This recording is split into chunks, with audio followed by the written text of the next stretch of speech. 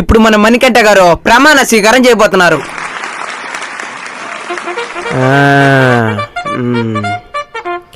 కొంచెం పైకి ఉండాలి.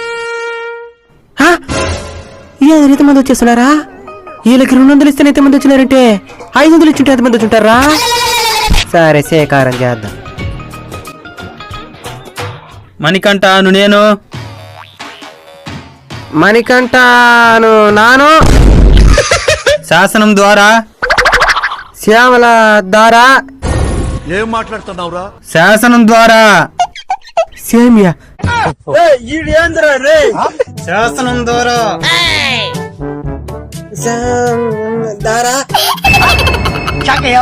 నిర్మితమైన నెమ్మది అయినా భారత రాజ్యాంగం పట్ల, భారత రాజ్యమ్మ పొట్ట ఆమె